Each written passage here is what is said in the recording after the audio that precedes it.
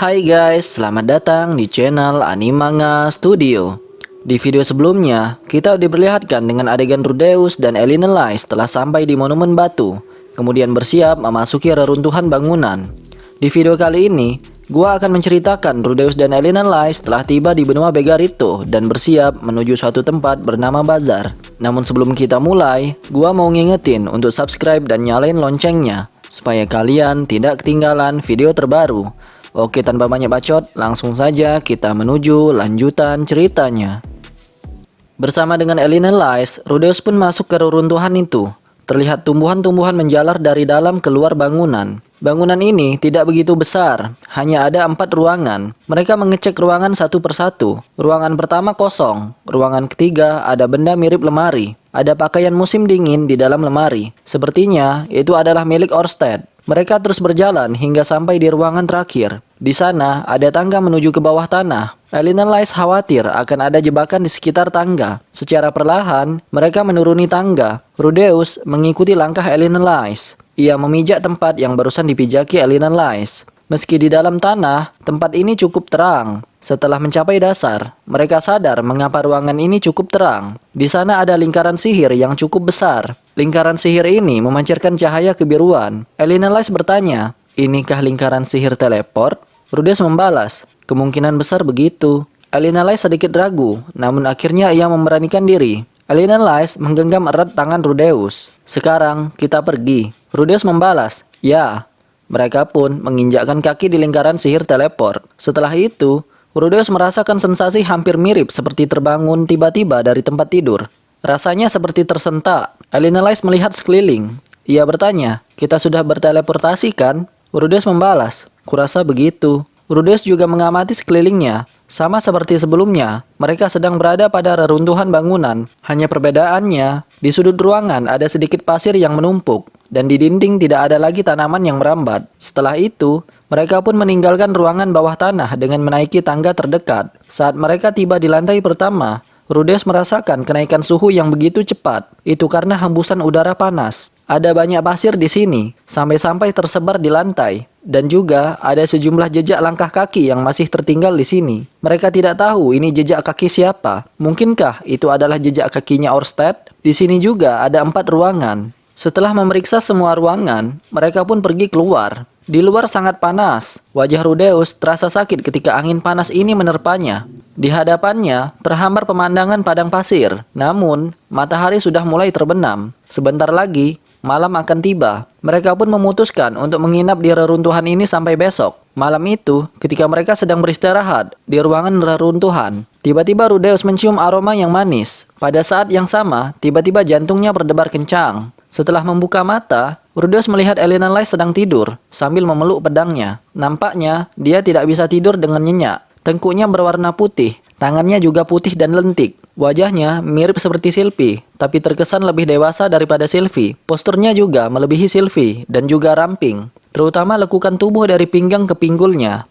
Itu adalah lekukan tubuh paling indah yang pernah ia lihat. Benar-benar sebuah mahakarya sang pencipta. Tanpa Rudeus sadari, anunya sudah menegang. Kepala Rudeus terasa pusing. Elena Lais memutar tubuhnya. Selimut itu terbuka, sehingga Rudeus bisa melihat pahanya. Tanpa sadar, Rudeus mulai menjulurkan tangannya ke sana. Tiba-tiba, Cliff, terdengar Elena Lais mengigau. Rudeus pun tersadar. Ia merangkak meninggalkan ruangan. Nyaris saja ia terbawa nafsu sesaat. Sembari memikirkan itu, Rudeus duduk di pasir. Kemudian, saat Rudeus mau menarik celananya, tiba-tiba, Rudeus merasakan kehadiran seseorang. Apakah orang itu Elena Lais? Rudeus menoleh ke arahnya. Dan di sana ia dapati seorang wanita yang mempesona berdiri di sana.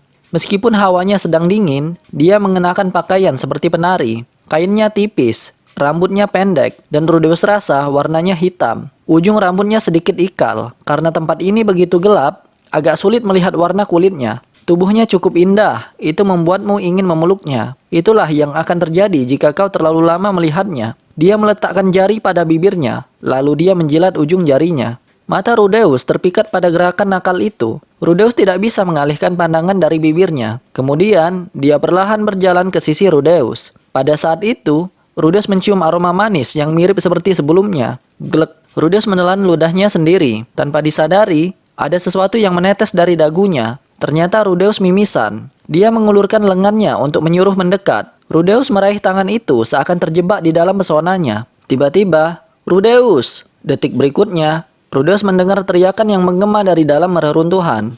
Bersamaan dengan itu, seorang wanita melompat keluar. Itu adalah Elena Lys yang sedang memegang pedangnya. Lalu dia menerjang kemari. Kemudian, dia menyela di antara Rudeus dan wanita itu. Elena Lys bilang, "Sadarlah." Terlihat Rudeus tampak linglung.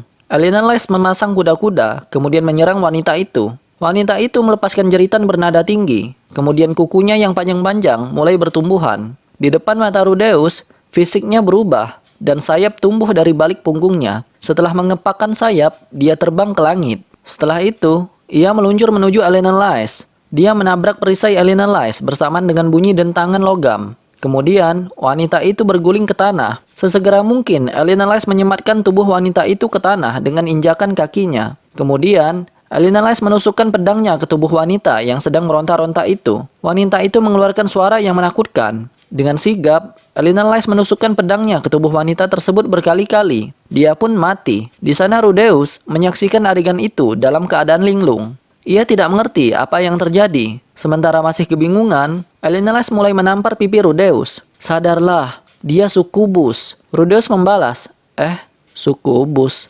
Yang barusan itu?" Elena Lys bilang, "Ini pertama kalinya aku melihat sukubus, seperti yang sering orang bilang. Aroma tubuhnya cukup kuat untuk merangsang hidung seorang pria. Tanpa diragukan lagi, inilah sukubus." Rudeus membalas, "Aroma." Rudeus masih terlihat linglung. Ia kini melihat tubuh Elena Lys dan ia pun terangsang. Rudeus melanjutkan, "Elena Lys-san, kau juga memiliki tubuh yang indah ya?" Elena Lys bilang, "Wah, tunggu Rudeus. Jadi kau belum tersadar?" Elena Lys menghela nafas dan Rudeus pun dipukul dengan perisai. Rudeus terlempar ke pasir. Matanya berkunang-kunang. Rudeus bilang, satu kali saja ya, satu kali saja. Tenang saja, dijamin puas deh." Elena Lys membalas, "Ya ampun Rudeus, kuhitung sampai 10. Gunakan sihir detoksifikasi." Rudeus kembali bilang, "Sihir detoksifikasi? Setelah itu, bolehkah aku melakukannya?" Elena Lys kembali membalas, "Cepat gunakan itu." Dengan nafas yang masih terengah-engah, Rudeus merapalkan mantra untuk mengaktifkan mantra sihir detoksifikasi. Tiba-tiba tubuhnya terasa lebih ringan dan kepalanya terasa segar. Rudeus pun tersadar apa yang barusan ia lakukan. Singkat cerita, Rudeus meminta maaf dan mereka pun kembali tidur. Sebelum masuk kembali ke reruntuhan, Rudeus membakar mayat sukubus kemudian mengubur sisa tulang-tulangnya. Setelah dilihat dari dekat, sukubus itu sama sekali tidak memiliki wajah imut atau semacamnya. Wajahnya seperti kelelawar. Keesokan harinya, mereka memulai perjalanan di benua Begarito. Mereka kini sedang menelusuri gurun. Elena Lys mulai berjalan tepat ke utara, tanpa sedikit pun melihat kompasnya. Inilah kemampuan seorang elf. Ini adalah pertama kalinya Rudeus mengarungi gurun. Udara yang sangat panas. Setiap kali melangkah, kakimu terasa terkubur ke dalam pasir. Sinar matahari yang intens dan angin gurun yang panas membuat suhu tubuh naik. Kepala Rudeus pusing. Berbeda dengan Rudeus, Elena Lys masih berjalan dengan penuh energi. Elena Lys bilang, "Rudeus, aku tak pernah menduga bahwa staminamu seburuk itu." Rudeus membalas, tadinya kupikir aku tidak akan mengalami banyak kesulitan berjalan di pasir, karena aku sudah terbiasa berjalan di salju. Namun, panas ini membuatku pasrah." Elena Lys kembali bilang, "Tapi aku yakin, kalau Cliff atau Zanoba berada di sini, pasti mereka sudah pingsan sejak tadi. Kurasa keputusan tidak membawa mereka sudah tepat." Meskipun memakai tudung, bagian atas kepala Rudeus masih serasa terbakar. Saat ini, yang bisa Rudeus lakukan hanyalah menurunkan suhu di sekitar dan juga membekukan tempat air yang disimpan di balik pakaian. Jika esnya meleleh, Rudeus hanya perlu membekukannya lagi. Ini membuatnya merasa jauh lebih baik. Siang hari, mereka bertemu binatang buas. Kalajengking raksasa berukuran sekitar 2 meter. Ekornya terbelah 2 dan masing-masing bisa menyerang secara terpisah. Elena Lys bilang bahwa itu adalah Twin Death Scorpion. Ekornya mengeluarkan racun mematikan. Tidak bisa diobati kecuali mengaktifkan detoksifikasi tingkat menengah. Singkatnya, setelah Elena Lys menghentikannya, Rudeus menembakkan peluru batu. Monster itu pun tumbang. Sepertinya itu adalah monster kelas B. Dia cukup sering muncul di gurun. Perjalanan berikutnya, monster yang mereka temui adalah Tren. Bentuknya mirip kaktus. Kaktus Tren. Monster peringkat C. Dengan mudah, Elena Lys dan Rudeus mengalahkannya. Tiba-tiba muncullah sesuatu. Elena Lys berteriak, "Serangan musuh!" sambil mengambil langkah mundur. Detik berikutnya, ada sesuatu yang keluar dari tanah, tepat pada tempat Elena Lice berdiri sebelumnya. Itu adalah monster cacing. Tebal tubuhnya sekitar 1 meter, panjangnya sekitar 5 meter. Monster cacing itu menyembul begitu saja dari tanah. Dia melompat ke udara, kemudian kembali menyelam ke dalam tanah. Rudeus bilang, "Apa itu tadi?" Elena Lice membalas, "Itu adalah sandworm." Monster ini muncul begitu saja ketika merasakan mangsa di atasnya. Ini semacam jebakan maut. Rudeus menggunakan sihir bumi untuk melumatkan tubuhnya, keluar cairan tubuh dari dalam tanah. Monster itu pun mati. Ketika hari mulai gelap, mereka telah sampai di puncak bukit pasir. Namun kemudian, mereka kembali turun dengan berguling-guling. Rudeus bertanya, "Kenapa tiba-tiba turun?" Elena Lice membalas, "Itu segerombolan Phalanx Ant. Bergeraklah dengan tenang agar kita tidak mengganggu mereka." Terlihat, Elena Lice dan Rudeus bersembunyi di balik lereng. Mereka mengamati segerombolan Phalanx Ant. Di sana, segerombolan semut merah sedang bergerak rapi bagaikan tentara. Ukurannya sekitar 30 cm hingga 1 meter. Berbaris begitu panjang sampai ke titik cakrawalanan jauh di sana. Dengan ukuran dan jumlah sebanyak itu, mereka dikategorikan monster kelas S. Bahkan Stray Dragon pun akan kalah jika berhadapan dengan segerombolan semut itu. Demi menghindari masalah, mereka pun menunggu gerombolan Phalanx Ant itu lewat, baru melanjutkan perjalanan. Setelah sekitar 1 jam, akhirnya mereka dapat melanjutkan perjalanan. Malam pun tiba, mereka memutuskan untuk tetap melanjutkan perjalanan. Ketika berjalan sambil mengobrol, Rudeus melihat sesuatu terbang di udara. Itu adalah segerombolan kelelawar besar. Orang memanggilnya Giant Bat. Anehnya, segerombolan monster itu hanya mengerubungi Elena Lice. Elena Lice bilang, "Hai Rudeus, jangan hanya bengong saja, lakukan sesuatu." Rudeus membalas, "Baiklah." Dalam segerombolan kelelawar, sosok besar yang mencolok berbaur di dalamnya. Dia meliuk-liuk mendekati Rudeus. Pada saat yang sama, ada aroma manis menggelitik hidung Rudeus. Itu sukubus. Rudeus kaget. Tiba-tiba secara refleks, keluar peluru batu dari tangannya dan terkena sukubus itu. Monster itu pun kabur sambil memegangi perutnya. Setelah kawanan Giant Bat dikalahkan, Rudeus langsung merangkul Elena Lice dari belakang. Elena Lice bilang, "Hai Rudeus, tenangkan dirimu. Gunakan sihir detoksifikasi dengan cepat. Berhentilah memelukku." Rudeus membalas, "Sebentar saja kok, sebentar saja." Elena Lice kembali bilang, "Jangan main-main." Saat Rudeus memeluknya, Elena Lice memukulnya dengan perisainya dengan keras.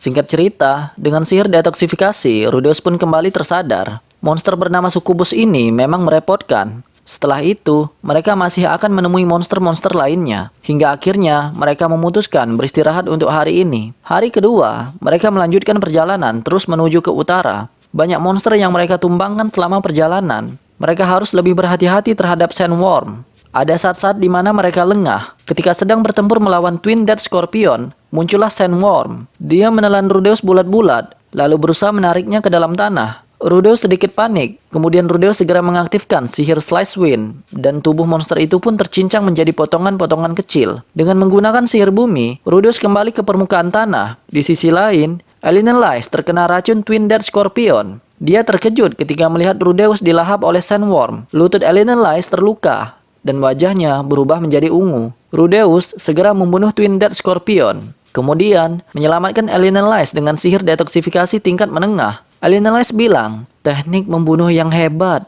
Jadi ini ya Quagmire yang terkenal itu. Kau telah menyelamatkanku." Pada pertempuran kali ini, mereka hampir saja binasa. Inilah kali pertama mereka merasa begitu takut akan kematian. Kemudian, mereka berdua melanjutkan perjalanan dengan lancar. Sampai akhirnya, dari kejauhan, sekitar jarak 100 meter, terlihat sesosok monster raksasa, badan seperti paus biru, sedangkan kakinya mirip seperti gajah, dan ada beberapa pasang kaki di tubuhnya. Elena Lice bilang bahwa itu adalah Behemoth, makhluk terkenal yang hidup di benua Begarito. Rudeus tidak berniat untuk menyerangnya, dan mereka pun hanya menghindarinya. Pada hari ketiga, mereka menemui badai pasir. Tidak ada tanda-tanda badai itu akan berhenti. Rudeus pun menghentikan badai itu dengan sihir, kemudian menerobos melewatinya. Setelah berjalan sekitar 1 jam, Rudeus menengok ke belakang. Badai pasir itu terbentuk lagi di tempat yang sama. Mungkin itu semacam penghalang. Hari keempat, jumlah monster yang mereka temui menurun drastis. Ini pasti disebabkan oleh badai pasir penghalang itu. Hari kelima, sejauh mata memandang, yang bisa mereka lihat hanyalah lautan pasir. Elena Lice bilang, Rudeus, aku bisa melihat sesuatu. Alinales menunjuk ke depan, dan Rudeus melihat sesuatu secara kabur dari kejauhan. Rudeus memutuskan menggunakan sihir bumi untuk membuat pilar batu. Dari atas, Rudeus bisa melihatnya lebih jelas. Ada sesuatu di sana. Itu adalah batu besar. Tingginya sekitar 50 meter. Rudeus pikir itu adalah tebing batu. Alinales bilang, "Haruskah kita mengambil jalan memutar untuk melewati itu?" Rudeus membalas, "Tidak, ayo naik. Aku akan menggunakan sihir." Rudeus menggunakan sihir bumi untuk membuat pilar batu. Singkat cerita, mereka sampai di puncak tebing. Alinales bilang, "Ayo pergi." Mereka pun mulai berjalan. Sesaat berikutnya, ada sebuah bayangan yang lewat pada kaki mereka. Alinales berteriak, "Rudeus, tiarap!" Pada saat itu, Rudeus merasakan ada sesuatu yang terbang di atas kepalanya. Bulu kuduknya mulai berdiri. Segera setelah bangkit, Rudeus tahu makhluk apakah itu. Monster dengan warna seperti pasir, tangan dan kaki mirip singa, dan memiliki kepala mirip burung Raja Wali. Sembari mengepakkan sayapnya yang besar, ia mendarat di suatu tempat di dekat mereka. Alinales berteriak, "Itu Griffon!" Dari belakang, Rudeus juga bisa mendengar suara kepakan sayap. Ternyata, ada 2 Griffon yang sedang mereka hadapi. Rudeus menghadapi Griffon yang ada di depan. Griffon itu terlihat cerdas. Kaki belakang Griffon tampak sedang menghimpun kekuatan. Dia datang. Dia menjulurkan kakinya ke depan bagaikan harimau, kemudian menerjang ke arah Rudeus. Rudeus berjongkok sambil menggunakan sihir bumi tingkat lanjut, Earth Hedgehog. Muncullah semacam duri yang panjangnya 3 meter. Duri itu terus bermunculan di sekeliling sampai berbentuk lingkaran. Kiah! Griffon segera bergerak sembari mengepakkan sayap di punggungnya. Rudeus melihat gerakan monster itu dengan menggunakan mata iblis. Kemudian, Rudeus menghasilkan tornado kecil untuk mengacaukan Griffon. Dia bersusah payah mengendalikan tubuhnya untuk mendarat. Tanpa menunda lebih lama, Rudeus pun melepaskan sebuah peluru batu di titik pendaratannya. Peluru menembus tubuh Griffon. Kemudian, dia terjatuh. Rudeus segera menghabisinya dengan sihir api. Lalu Rudeus segera berbalik. Alinales menahan serangan Griffon lainnya dengan perisainya. Rudeus langsung membantu dengan menembakkan peluru batu. Griffon berhasil menghindar. Namun, Alinales segera menerjang dengan pedang estoknya. Griffon jatuh dengan keras. Kali ini, dia tidak dapat menghindari peluru batu berikutnya. Peluru batu menembus tubuhnya. Alinales menyudahi dengan menebas kepalanya. Setelah itu, Rudeus membakar Griffon dengan sihir api. Setelah beberapa saat, mereka menghembuskan nafas lega. Alinales bilang, "Mulai dari sekarang, lebih baik kita waspada pada serangan dari udara." Setelah memeriksa sekilas area di sekeliling, Alinales dan Rudeus pun mulai berjalan lagi. Hari ke-6, rupanya, tebing batu ini adalah sarang Griffon. Beberapa kali mereka berhadapan dengan Griffon. Hari ke-7, mereka terus bertarung melawan Griffon sembari terus bergerak ke utara. Dan tiba-tiba, mereka sampai di ujung tebing. Alinales bilang, "Oh, sepertinya kita sudah sampai." Terlihat di bawah tebing, bukan lagi gurun pasir. Bahkan ada beberapa pohon yang tumbuh di sana. Ada rumput yang tersebar, di mana-mana seperti savana. Sedikit jauh di sana, Rudeus melihat sesuatu dengan samar. Itu adalah danau yang besar, dan yang mengelilinginya adalah atap-atap bermotif putih. Itu adalah bazar. Hari ke-8, mereka menuruni tebing, kemudian menuju bazar. Kalau dilihat dari atas, bazar itu berbentuk seperti donat. Alinales bilang, "Kita akhirnya tiba." Rudeus membalas, "Benar, padahal baru 10 hari, tapi rasanya lama sekali." Alinales kembali bilang, "Mungkin karena gangguan monster-monster selama di perjalanan." Tanah itu bukanlah padang pasir. Tanahnya berwarna coklat kemerahan, dengan batu seukuran kepalan tangan yang menyebar di sekitarnya. Tanahnya mungkin mirip dengan benua iblis. Temperaturnya juga turun drastis. Pada saat mereka mencapai bazar, hari sudah malam. Mereka bergerak sambil tetap waspada. Terdengar kiek. Ketika Rudeus dan Alinales mendekati bazar, pekikan Griffon bisa terdengar. Mereka menjadi lebih waspada. Rudeus bilang, "Apa itu tadi?" Alinales membalas, "Mereka pasti sedang bertarung." Alinales mengatakan itu sambil terus melihat ke depan. Rudeus masih tidak bisa melihat di mana para Griffon itu berada. Mungkin mereka semakin dekat dengan bazar. Kemudian, mereka berdua melihat beberapa orang bertarung melawan Griffon. 2 orang sedang tergeletak di tanah, dan 4 manusia lainnya berhadapan dengan 5 ekor Griffon. Namun 1 orang sedang berjongkok sambil memegangi kepalanya. Dengan kata lain, 3 versus 5. 3 orang yang tersisa berkoordinasi dengan baik sembari mengayunkan pedang mereka. Namun tampaknya mereka sudah kelelahan. Singkat cerita, Rudeus dan Alinales membantu mereka. Pertempuran berakhir. Rudeus bersama Alinales menghampiri kelompok itu. Seseorang bertanya, apakah sudah selesai?" Pria yang berjongkok sambil memegang kepalanya itu akhirnya mendongak. Dia melihat sekeliling dengan gelisah, lalu menghela nafas lega. Kelompok prajurit yang melawan Griffon juga mendekati Rudeus dan Eleanor Lys. Ketua kelompok itu bilang, "Ampun deh, celaka benar. Kenapa Griffon ada di sini?" Terlihat dia membawa 2 orang yang tersisa, kemudian memandangi Rudeus dan Eleanor Lys. "Kalian telah menyelamatkan kami. Aku berhutang budi pada kalian." Pada dahi orang itu ada semacam titik merah. Dia memiliki kumis yang panjang dan mengkilat. Rudeus membalas, "Ah, jangan sungkan. Sudah sewajarnya kami menolong orang yang sedang kesusahan." Rudeus berbicara kepadanya dengan menggunakan bahasa dewa tempur. Pria itu kembali bilang, "Semoga berkah angin bersama kalian." Dia hanya mengatakan itu, kemudian berpaling. Kemudian, dia berjalan menuju tempat di mana rekan-rekannya tergeletak. Setelah itu, 2 orang sisanya menghampiri Rudeus. Mereka mengenakan armor merah dan pedang besar melengkung. Seorang lelaki besar bergumam, "Seorang penyihir ya?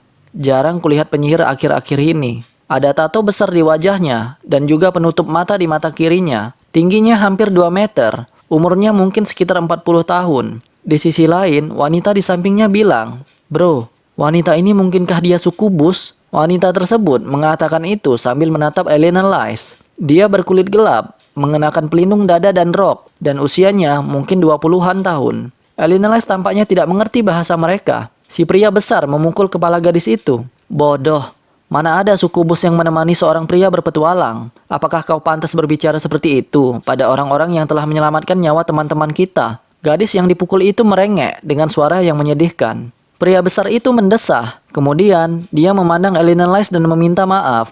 "Maaf, mohon jangan tersinggung. Perempuan ini namanya Karumerita, dan dia sangat tolol." Eleanor Lys menatap Rudeus dengan ekspresi bingung di wajahnya. Rudeus berbisik, "Gadis itu menyebutmu sukubus, dan dia minta maaf." Eleanor Lys membalas, "Ah, aku mengerti. Aku memaafkannya." Singkat cerita, pria besar itu memperkenalkan diri. "Namaku Baribadom. Izinkan aku berterima kasih sekali lagi." Rudeus membalas, "Namaku Rudeus Greyrat, dan dia adalah Eleanor Lys." Tiba-tiba, pria yang berpaling tadi berteriak pada Baribadom, "Hei, kenapa kalian berdiri saja di sana? Cepat cari kargonya." Baribadom bilang, "Maafkan aku akan berterima kasih lagi nanti. Sekarang aku harus pergi." Baribadom dan Karumerita pun menghampiri pria itu. Mereka bertiga mendiskusikan berbagai hal secara singkat, tapi mereka segera membentuk 2 kelompok, kemudian berpencar. Mereka pergi meninggalkan 2 orang temannya yang telah terkapar. Setelah memastikan 2 orang temannya ini telah mati, Rudeus membakar jasad mereka, kemudian menguburnya. Rudeus bertanya-tanya, mengapa mereka tidak mengubur jasad teman-temannya dengan layak? Itu sungguh tak berperi kemanusiaan. Singkat cerita, Rudeus dan Eleanor Lys pun kembali melanjutkan perjalanan. Maka mereka pun sampai di bazar. Nah, itulah rangkuman cerita volume 12 part yang kedua. Video berikutnya, gue akan membahas tentang kegiatan Rudeus dan Eleanor Lys di bazar dan perjalanan menuju kota Dungeon 8. Banyak cerita yang tidak dijelaskan di anime dan manganya loh. Maka dari itu, kalau males baca web novelnya, pantengin terus channel ini dengan subscribe dan hidupkan notifikasinya. Oh ya, gue mau ngucapin terima kasih bagi kalian yang telah rela berdonasi. Dukungan kalian sangat berarti dalam perkembangan channel ini. Oke, sekian dari saya. Terima kasih guys.